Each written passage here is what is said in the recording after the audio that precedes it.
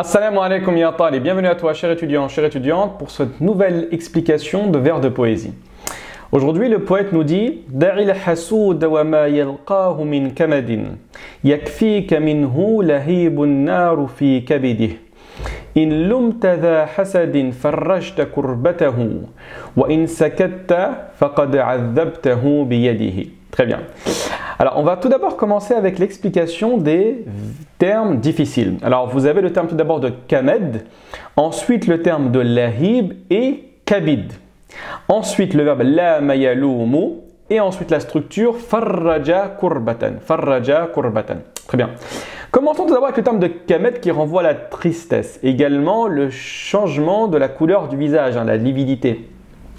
Mais ici, ça renvoie à la tristesse. Allah yubarik fikum. On va dire Ra'aytul ustadha fi kamadin shadid, ce qu'on traduira en français par j'ai vu le professeur dans une profonde tristesse. Très bien. Ensuite, le terme de lahib. Alors, lahib est un terme qui ressemble à lahab, le terme de Abu Lahab. Donc, lahab c'est la flamme, lahib c'est également la flamme. Allah yubarik fikum.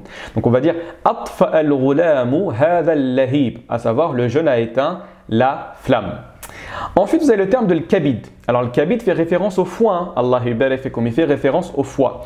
On va dire sha'ara al-mudiru bi alamin shadidin fi kabidihi. Le directeur a ressenti une forte douleur au foie. D'accord, une forte douleur au foie. Ensuite, vous avez le terme la mayalumu. La mayalumu pour dire blâmer quelqu'un. On va dire كانت الطالبة تلوم الجميع. كانت الطالبة تلوم الجميع, à savoir l'étudiante blâmer tout le monde. Enfin, vous avez la structure farraja kurbatan pour dire dissiper les soucis de quelqu'un, supprimer ses ennuis. On va dire par exemple dans les invocations qu'on fait généralement Allahumma inni as'aluka an tufarrija kurbati, à savoir oh Allah, je te demande de dissiper mes soucis. Donc le terme de kurba fait référence à une problématique, à un souci, à un problème, et farraja yufarriju littéralement c'est dissiper, d'accord. On peut également utiliser le terme de nafasa yunaffisu, d'accord, pour dire exactement la même chose.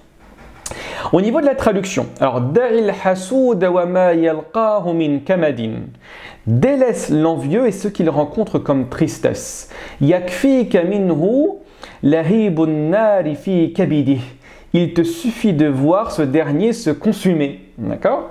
Ensuite, in lumta dha hasadin faqad farrajta kurbatahu, en le blâmant, ses soucis tu dissiperas. En d'autres termes, c'est quand tu vas le blâmer, tu vas lui faire des remontrances, effectivement, que tu vas soulager sa conscience.